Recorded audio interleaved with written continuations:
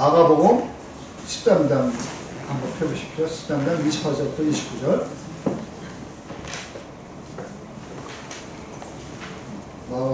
마가복음 13장 28절부터 29절. 찾으셨으면 함께 공독하겠습니다. 무화과 나무의 비유를 배워라. 다시 다 듣겠어? 다시. 마가복음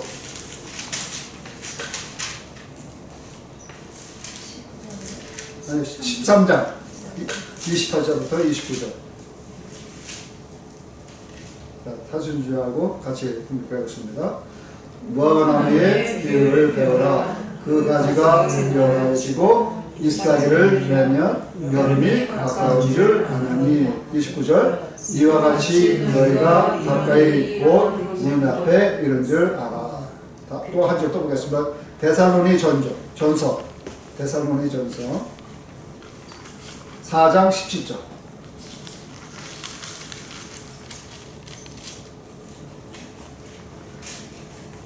데살로니 전서 4장 17절. 찾으셨습니까? 예. 자, 그럼 시작. 그 후에 우리 사랑하는 자들도 그들과 함께 구름 속으로 끌어올려 공중에서 주를 영접하게 하시니 그리하여 우리가 항상 주와 함께 있으리라. 이 재림의 진주와 재림의 축복. 이거 참 많은 목사님들이 재림 설교는 좀 회피한다고 합니다. 왜냐하면 재림의 말씀은 굉장히 센시티브한 말씀이고 또 성도님들이 듣기 싫어하는 말씀이라는 것입니다. 그러나 듣기 싫은 말씀이라도 우리가 모르면 안 되는 아주 중요한 말씀이거든요. 그래서 오늘은 재림의 징조와 재림의 축복이라는 말씀을 제가 준비해 보았습니다. 함께 은혜 나누겠습니다. 여러분도 잘 기억하시는지 모르겠습니다. 우리 선생님들도 기억하시는지 모르겠어요. 1992년 10월 28일 날. 그게 뭐죠? 그 이단에서 다미성이요. 맞아요. 그거 재림. 휴고. 예, 이 세계가 종말이 오고 하나님의 백성들을 거둬가는 휴거되는 일이 일어날 거라고 황당하고 믿기 어려운 주장을 하며 기독교의 큰 파장을 일으켰던 다미성교 이장님 씨. 여러분 그때 아실 것입니다. 그 당시에. 그래서 그 당시에 그 휴거날에 임신하면 안 된다는 지시에 그 많은 그 목사님들이나 그의 추진자들이 그랬대요. 아이를 가지면 휴거날에 아이가 가지면 안 된다고 해갖고 인사무자하게 낙태를 시켰대요. 강요하고 그랬대요. 그리고 그때 당시에 가족을 버리고 가출을 하고 좋은 직장을 잘 든 사람이 직장을 사직하고 또 자기는 전 재산을 팔아서 교회에 바치는 신도들이 있었습니다. 실질적으로 있었습니다. 또한 대다수의 신도들이 또 전 재산을 팔았고 수십억 돈을 이장님 계좌에 들어갔다고 밝혀졌습니다. 여러분 제가 이장님 씨를 직접 봤거든요. 들어봤냐? 제가 말씀 듣고 나면 시카고 얘기밖에 할 게 없는데 시카고에 제가 살 때 제 집에서 걸어서 그 전에 한번 기억하시는지 몰라도 5분 거리에 순복음 일론의 교회가 있었다고 그랬죠. 제가 한번. 그런데 거기가 성도가 300명이 됐었습니다. 그 목사님이 지금도 기억합니다. 저하고 성이 같은데 전영근 목사님이었거든요. 근데 갔는데 교회가 굉장히 튼튼했어. 근데 어느 날 부흥회 한다고 그래갖고 이장님 씨가 와갖고 부흥회를 했어요. 부흥회해갖고 왔는데 그분이 이제 부흥회를 하는데 어떤 식으로 하냐면은 이제 종이 딱 들고서 이렇게 합니다. 1990년대 누가 어디서 사는데 하나님 앞에 계시를 받아갖고 1992년 10월 28일 날 휴거가 됩니다. 그런 식으로 자기가 의견을 얘기하는 게 아니라 누가 했다 합니다. 누가 했다고 그렇게 계속 그 부흥회를 끝까지 하더라고. 그러면은 거기 교인들이 제가 봤을 때는 그래도 참 튼튼한 교인들이고 장로들도 많았었거든요. 집사님들도 많고 봉사도 참 열심히 하잖아요. 그 순복음교회가 참 열심히 하잖아요. 열정적으로. 근데 그 사람들 부흥을 하고서 많이 떠나갔어. 굉장히 많이 떠나갔어요. 그러고서 얼마 있다가 여러분 또 기억하시는지 몰라요. 하방이라고 있었어요. 하방이라고 요만한데 초등학생이야. 걔가 선지자예요. 선지자라고 그러는데 걔 어머니가 와갖고 부흥회를 또 했어. 네. 근데 와서 내가 그때도 갔어. 친구 내가 LA 그 목회한다는 친구 있죠? 걔가 하고 또 같이 가자고 같이 갔어. 그때 그 어머니가 뭐라고 그러냐면은 우리 아들이 학교에서 어떤 학생하고 싸우는데 하반기에 맞았대. 그 학생한테. 그 조금 자기 친구들한테 맞았는데 하늘에서 이만한 돌이 와갖고 날라와갖고 그때 하반기를 때린 애를 머리를 쳤다는 거야. 그러니까 그게 말이 됩니까? 우리 하나님은 얼마나 공평의 하나님인데 하물며 그 어린아이를 이만한 짱돌을 던져갖고 머리를 깨버립니까? 그건 아니잖아요. 그래서 내가 그때 솔직히 말해서 잘난 척게 한 게 아니라 내가 질문해도 되겠냐고 물어봤어요. 그 집사님, 제가 그때 신앙도 없었지만 집사님, 내가 알기로는 하나님은 공평의 하나님이신데 하방이만 특별히 사랑합니까? 아, 우리 선지자님은 하나님이 특별한 종이기 때문에 하나님이 그렇게 보호해 주는 거래. 내가 그랬지. 아, 참 죄송합니다. 개 같은 소리 하고 있네. 발 같은 소리를 해야 씨알이가 먹히지. 내가 그랬습니다. 속으로. 그랬는데 그런 일이 있었거든요. 그러고 나서 교회가 완전히 풍지박산이 났습니다. 그리고서 그 이장님, 그러니까 1992년 10월 28일 날 예수님 휴거된다고 그 밤에 그 끝까지 교회에 한 14명이 남았었습니다. 그래갖고 그 시카고 방송국에서 그 로컬 방송 있죠? 그 한국 방송 하는 와서 밤에 찍었어. 몇 시까지 밤에 자녀 온다고 하니까 계속 찍었어. 여기서도 기도 막 방언 기도하고 그러는데 안 오셨죠. 그래갖고 걔가 완전히 풍지박산 났어. 완전히 하루아침에 그 맡은 성도가 하나도 없이 다 풍지박산이 났어요. 그래갖고 아무도 성도가 없었던 거예요. 그래갖고 전영문 목사님이 그때 당시에 몰라. 그 교회를 사적으로 뭐 어떻게 했는지 팔아서 어디 딴 데로 가셨는지 몰라요. 몰랐는데 그거는 뭐 후에 소식을 못 들었습니다. 그런데 그렇게 하나님이 교회를 완전히 없애버릴 거예요. 그리고 지금 그 교회가 그렇게 좋은 교회가 다 때려 부셔버리고 없어요. 흔적도 없이 남고 없습니다. 네. 네. 지금 이장님 씨가 1993년 그 92년에 그 사기죄로 그렇게 깜빵에 들어갔어요. 들어가서 93년도에 수술되었고 현재 나이는 73세예요.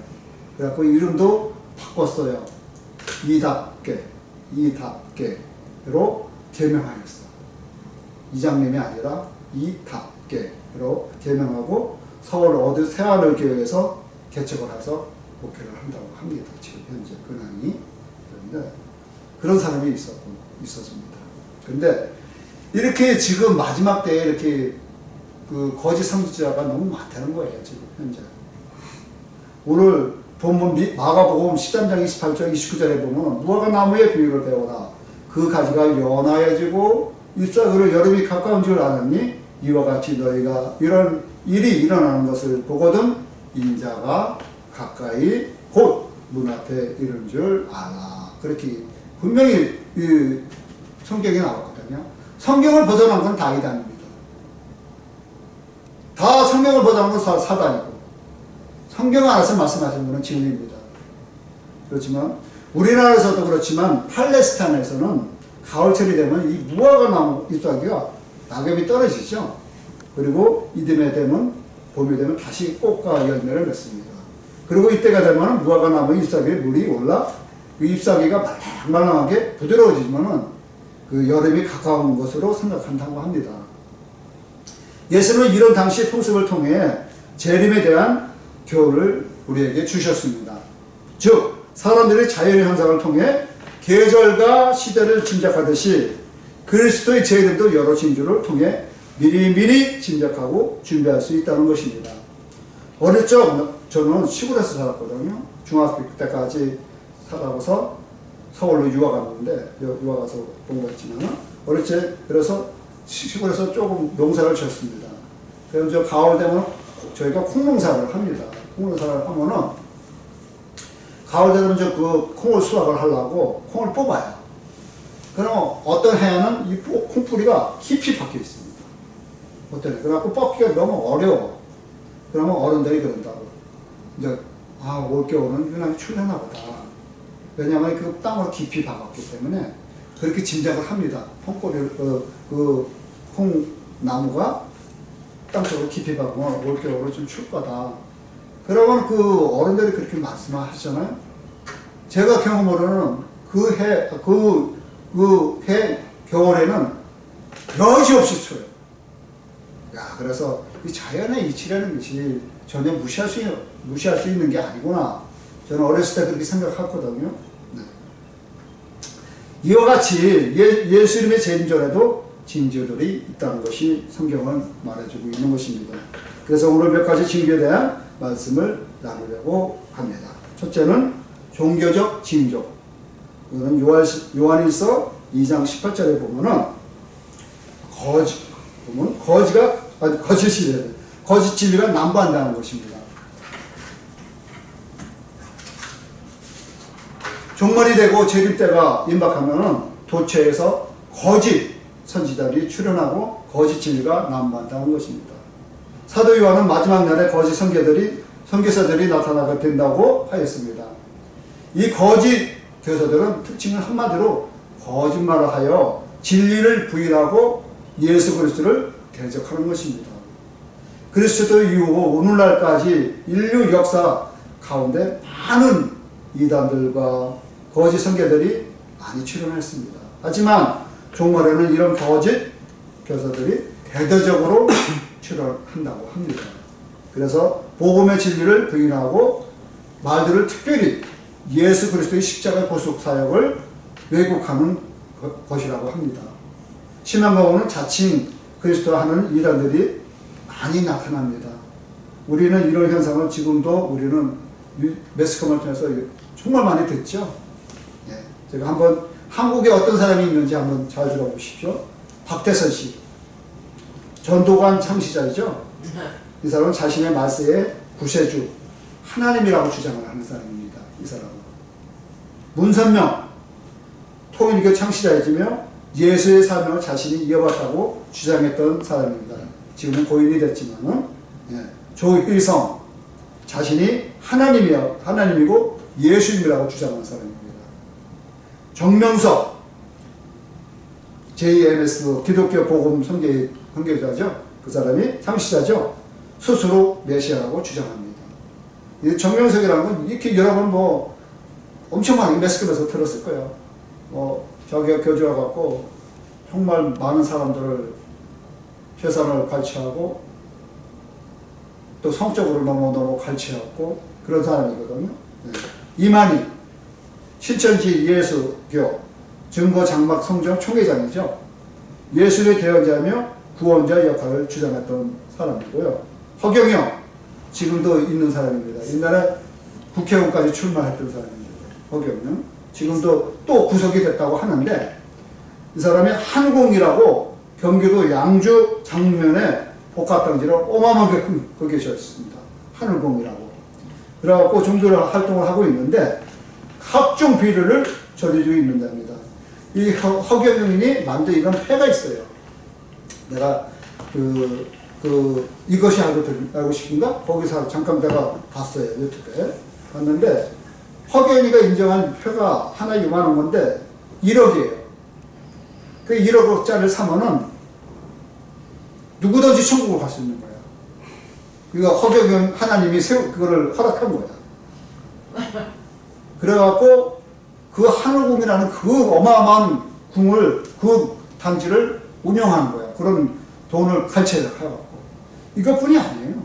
이것뿐이 아니고, 뭐, 작업에 1억 원, 1억 원은 이건 뭐, 막말로 해서 조적지열이야. 이거는. 너무 뭐, 세발의 피인데, 그 비리가 어마어마해요. 그래서 이 허경이가 말만 하면 예수님이고 하나님이에요. 그렇기 때문에, 뭐, 누구 돈 뺏는 거는 뭐, 일도 아니에요. 그렇게 지금 죄를 짓고 있어요. 이 허경이 씨. 근데 말을 내가 들어보니까요, 정말 천상교수야. 사기꾼 치고서 말 못하는 사람이 있습니다. 지금 기가 막히게 말 잘합니다. 항상 국회의원까지 출마했던 사람인데. 예. 그리고 예국에는 보면은, 예국에서 보면은, 암대 뭐라고 해서 하는 사람이 있는데요. 브라질리로 자신이 재림 예수라고 주장하며 지금도 활동하고 있다고 합니다. 그리고 데이비드 코레스라고 미국 와코의 타이파 분파 지도자인데 자신이 하나님의 메신저로 자처하고 지금도 활동하고 있고, 세르게이 토로프라고 러시아 출신 자신이 예수의 환상이라고 주장하고 있습니다. 이에 수많은, 이거 열거하자면 끝이 없습니다. 지금 현재가 이 거짓 선지자들이 활개를 치고 있는 겁니다. 이때가 저는 잘은 모릅니다. 영적으로 저는 잘 모르지만은 이때가 지금 마지막 때가 아닌가. 물론 바울 시대에도 마지막 때 그랬어요. 그렇지만은 지금 이렇게 돌아가는 걸 보면은 마지막 때가 아닌가. 저는 그렇게 개인적으로 조심스럽게 말하고 싶습니다. 그리고 대교제가 늘어난다는 것입니다. 말세에 나타나는 종교적 징조 가운데 하나는 대교제가 늘어난다는 사실입니다. 사도 바울은 데살로니가 교인들을 향해 말세에는 배달하는 일이 많이 발생하게 된다고 하였습니다. 여러분들 알다시피 팬데믹 때 얼마나 많은 사람들이 하나님을 떠나고 교회를 떠났습니까? 저는 이 팬데믹이 하나님의 뜻이라고 저는 굳게 믿어요. 하나님이 알곡을 고르신 거예요. 저는 그렇게 봐요. 그리고 쭉적이 되면 다 걷어 차는 거예요. 물론 지금도 하나님이 재림이 지금 늦게 오시는 이유는 다 그들이 회개하고 하나님 앞에 오기를 바라면서 늦게 오시는 건 아닌데, 저는 이 팬데믹 때 수많은 사람들이 떠났어요. 그 교회를. 그리고 교회가 정부의 지시를 따랐어. 팬데믹으로 인해서 교회 뭐 셧다운 시켜라. 다 문 닫았잖아요. 이게 우리가 쉽게 넘어갈 일은 아니다 이거죠. 예. 또 팬데믹 때가 아니라도 하나님을 떠나고 모르고 사는 사람이 얼마나 많습니까? 교회마다 텅텅 비어있고 노인들 몇 분만 큰 교회를 지키고 있는 오늘의 현실이라는 것입니다. 종말과 재림에 관한 진리는 아주 민감하고 심각 영역에 속하는 진리이기 때문에 올바른 재림관을 가지고 있지 않은 성도들은 자칫하면은 정말 거짓 선교사들의 말에 현혹되어 그만 참신앙을 버리고 이단으로 쫓아가게 되는 것입니다. 따라서 우리 성도들은 올바른 신앙 지식을 가지되 특별히 정확한 재림관을 가져야 한다는 것입니다. 진리를 저버리고 배도하는 자의 치유의 결과는 처참한 지옥에 아무것도 없다는 것입니다. 네. 둘째는 자연적 진주가 도처에 발생한다는 것입니다. 이 말씀은 마태복음 24장 6절 7절에 나와 있습니다. 전쟁이 많이 발생한다는 것입니다. 전쟁은 하나님에 속한 것인즉 그가 너희 우리 손에 넘기리라. 사무엘상 17장 47절에 분명히 나왔습니다. 전쟁은 하나님의 손에 달려있다고 합니다. 재림의 징조 가운데 흔한 자연의 징조는 도처에 전쟁과 천재지변이 심하게 발생한다는 사실입니다. 물론 전쟁이나 천재지변이 종말에만 나타나는 것은 아닙니다. 인류 역사 이래 전쟁도 많았고 자연재해도 많았습니다. 하지만 말세가 되면은 이런 현상은 더욱 가중되고 극심해집니다. 제가 저번 때도 스웨덴 말씀드렸지만 스웨덴도 빙하가 녹아서 자꾸 산이 무너집니다. 그래서 한 마을이 매몰이 됐다고 제가 말씀드렸죠. 그게 이제 빈번하게 일어난다고 합니다. 너무 빈번하게 일어나서 지금 스위스가 그거 갖고 이제 골치를 하는데 계속 무너질 거라고 합니다. 왜냐하면 이제 그 얼었던 땅이 녹음으로서 다 이제 여기가 무너져서 그 모든 많은 것이 그 흙으로 덮는다고 합니다. 그런 재난이 계속 일어날 거라고 합니다. 저기서 아까도 상환님도 말씀하셨지만 중국에 봐봐요. 지금도 이번에 재해라서 엄청나게 사람이 죽었다고 합니다. 이런 것이 우리가 그냥 하나의 그냥 자연의 진주다, 하나의 재난이다 그렇게 넘어가기에는 너무나 이게 심각하다는 것입니다. 그래서 우리가 항상 깨어있을 때마다 그것을 우리가 느껴야 할 것입니다. 왜냐하면 이때가 아니면은 정말 우리가 뭐 하나님이 예수님이 늦게 오신다 몇천년인 것처럼 그러다가 예수님이 오시면 우리는 어떻게 합니까? 그래서 우리는 항상 깨어 있어야 할 우리의 믿음입니다. 네. 그리고 공해로 오존층이 파괴되어 자신이 직접 지표에 도달해 인간의 해로운 영향을 미치고 식물 그리고 생태계에도 부정적인 영향을 많이 미치고 현재 있죠. 즉 피부암 또 그리고 백내장, 면역력 저하 등 건강 문제를 발생하고 식물의 강화성 억제, 해양 생태계 파괴, 농작물 수확 감소 등 환경 문제가 수없이 야기되고 있는 현상입니다. 이것뿐이 아니라 지구 온도가 상승함으로 인해 만년명이 사라져 가고 그로 인해 가뭄으로 인해 농사를 지을 수도 없고 또한 물 부족으로 인해 농사는 제쳐놓고 습수도 없이 산화문제가 앞으로 늘어난다는 것입니다. 뉴스에서 매일 쏟아져 나오는 재해 소식의 산불, 우박이 지난주 어느 주에서 우박이 주먹만 하게 되겠죠. 주먹만 하더라고요. 우박이 크게 내리고 가뭄, 지진, 수많은 재해가 매일 일어나고 있습니다. 이런 현상이 자주 일어나면 주님의 재림 시기가 임박해 있다는 것은 우리를 알아야 된다는 것입니다. 그리고 지식과 학문이 발전한다고 합니다. 말세에는 지식과 학문이 발전을 한다고 합니다. 초대교회 당시에는 교통수단도 불편하고 복음을 전하려 해도 여행에 어려움이 많았습니다. 하지만 세상 마지막 때에는 교통수단이 발달로 외국을 이웃 오가도 여행할 수 있게 되었을 뿐 아니라 고고학자, 언어학자 발달로 성경 역사를 이해하고 연구하는데 많이 도움이 받게 되었습니다. 또한 통신의 발달로 인해 과거와는 달리 한축 복음의 증거를 참 용이하게 되었습니다. 이는 곧 마지막 때에 그리스도의 복음이 더욱 확산되기 하기 위한 하나님의 특별한 배려와 섭리라는 것입니다. 이럴 때가 임하면 성도는 그 발달한 학문과 지식을 이용하여 우리는 열심히 복음을 증거해야 한다는 것입니다.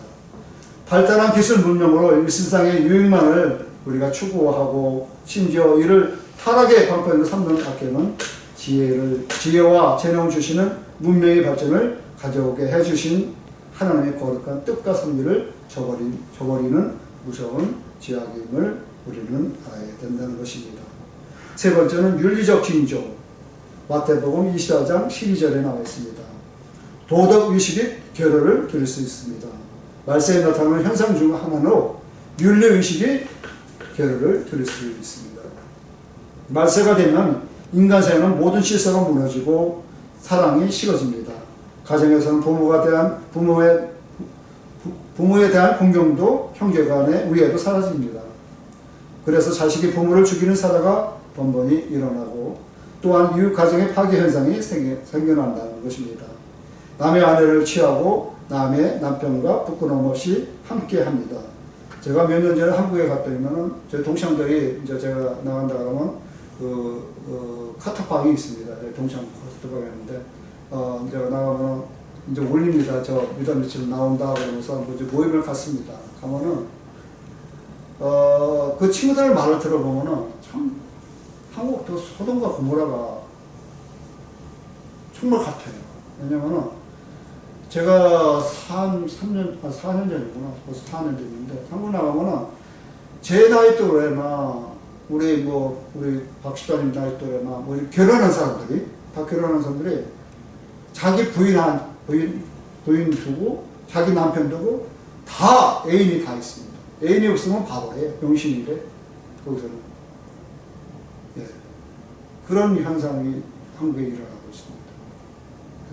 그러면서 요새 병신 아니면은 다 애인이 다 있다 그렇게 얘기를 하더라고요. 그래서 이 한국도 너무나 너무 타락하구나 그런 생각을 했는데 저도 그러면서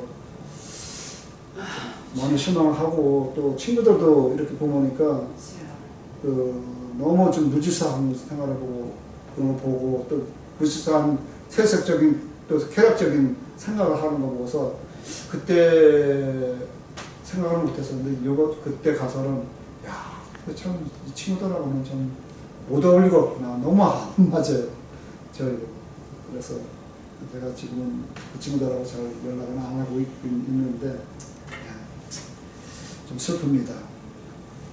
그리고 돈이 인간의 가치 척도가 되어 돈으로 사람을 사기도 하고 또 팔기도 합니다. 이기주의 물질 숭배 사상에 만연하게 또 된다는 것입니다. 바울은 디모데에게 종말에 나타날 12가지 부조작은 제시하게 지적하였죠. 그 디모데 후서 3장 2절에서 또 5절에 나왔습니다. 우리들 삶 가운데 이런 무서운 부조덕한 자리를 차고 있는지 또 않는지 이 시간에 한번 여러분 돌이켜 보시기를 바랍니다. 그리고 또 마지막으로 불법이 만연한다는 것입니다. 말세에는 불법이 성황합니다. 잠깐만요. 목이 너무 상하고.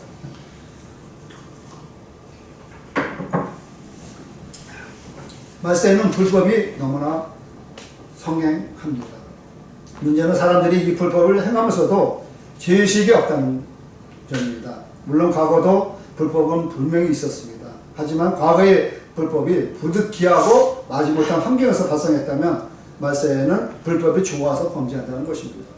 예를 들면 과거에는 가난해서 남의 것을 훔쳤다면 말세에는 필요가 없으면서도 남의 것을 빼앗는 그 재차가 좋아서 철두를 장한다는 것입니다. 저 얼마 전에 뉴스에 한번 봤는데 살인자가 지나가는 그 여자를 칼로 찔러서 그 자리에서 죽였죠. 여러분 아시는지 모르겠습니다. 그런데 왜 죽였냐고 물어봤어요. 경찰 수사에서. 그때는 뭐라고 그랬는지 알아요? 그 범인 죽어가는 모습을 한번 보고 싶어서 죽였다는 거예요. 그렇게 악한 세상입니다. 왜 죄 없는 여자를 죽였냐, 지나가는 여자를. 그러니까 죽어가는 모습을 한번 보고 싶었다. 그래서 죽였다고 이렇게 진술을 했습니다. 이게 성경에도 분명히 나왔죠. 자식이 부모가 자식을 하는 데 남겨주고 그렇게 분명히 성경에도 나와 있습니다. 이런 걸 보면은 제가 생각하는 게 마지막 되지 않는가 그렇게 생각합니다. 말하자면 불법이 좋고 죄악이 좋아서 불의를 행한다는 것에 말세의 무서운 특징이라는 것입니다. 이런 죄악은 마귀의 영을 받지 않고서는 도무지 불가능합니다. 이런 방법으로 사단은 마지막까지 발버둥치며 한 사람이라도 더 지옥으로 끌고 가려고 하는 것입니다. 이럴 때가 오면 필시 주님의 재림이 임박했음을 우리는 깨달아야 한다는 것입니다. 재림의 암시는 또 징조는 이거 말고도 또 다양합니다. 그러나 징조는 여기까지 하고 제가 이제는 재림의 축복에 대한 것을 여러분에게 한번 또 나누고 싶습니다. 축복을 싫어하는 사람은 아무도 없을 것입니다. 그래서 사람들이 이 세상에 사는 동안 많은 재물을 모아 부자로 살고 싶어 합니다. 그죠? 또 많이 배워서 남들보다 똑똑해지고 싶어 합니다. 뿐만 아니라 남들이 부러워하는 가정을 가지고 크고 좋은 집, 크고 좋은 차, 좋은 옷을 입으면서 남들이 부러워하는 사는 것을 축복이라고 생각하고 그 축복을 얻기 위해 일평생 노력합니다. 하지만 세상에는 이런 듯 눈에 보이는 축복도 있지만 그러나 눈에 보이지 않는 큰 축복이 있는 것입니다. 그것은 바로 영원한 하늘나라의 축복입니다. 이 축복은 이 땅에서 당장에 얻어지는 것은 아니죠. 이 축복은 정말에 예수 그리스도가 재림하시고 새 하늘과 새 땅이 이루어졌을 때 가능한다는 것입니다. 그리고 이 축복의 축복은 영원히 지속된다는 것입니다. 우리 성도도 이 땅에서 누리는 축복도 주지만 장차 이 세상에서 영원히 누리게 축복을 또 사모해야 된다는 것입니다. 재림의 축복은 뭐냐면은 예수 그리스도 재림으로 다가오는 결과는 축복은 그리스도 재림으로 인한 결과는 먼저 하나님의 영광이 나타나서 각 사람에게 그 영광을 보게 된다는 것입니다. 사도행전 40절 5절에 나와 있습니다. 그리고 그리스도 안에 죽은 자들이 일어나서 산다는 것입니다. 그리고 살아있는 자의 몸이 그리스도와 몸과 같이 변하여 진다는 것입니다. 이 성경에 분명히 나왔습니다. 빌립보서 3장 20절 21절에서 나와 있습니다. 그리고 요한일서 3장 2절에 나와 있습니다. 살아있는 자의 몸이 그리스도와 몸과 같이 변해진다는 것입니다. 그리고 모든 것이 드러날 때 교회는 그리스도와 더불어 살게 되며 주님께서 교회를 통치한다는 것입니다. 그러나 그리스도의 재림은 불신자들에게는 큰 불행의 사건이죠. 슬픈 날이 되며 또 심판이 따른다는 것입니다. 저 그리스도와 사탄은 한 달을 형벌을 받고 지상 재림 후에는 지위의 최후의 심판을 받게 된다는 것입니다. 계시록의 19장 20절에 분명히 나와 있습니다. 우주 만물은 부패해서 또 해방되고 항우지의 열매가 맺히고 사명의 꽃이 피는 천년 왕국이 새 하늘과 새 땅에 도래야 한다는 것입니다. 여러분 이 말씀 성경 말씀 믿습니까? 선생님 믿어요? 네? 믿습니까? 이렇게 된다는 거 분명히 되는 거 우리 예수님 오시면 이렇게 분명히 된다고 성경에 나와 있습니다. 제 말이 아니라 이게 성경에 베껴온 겁니다. 아멘. 네. 분명히 이렇게 된다는 것입니다.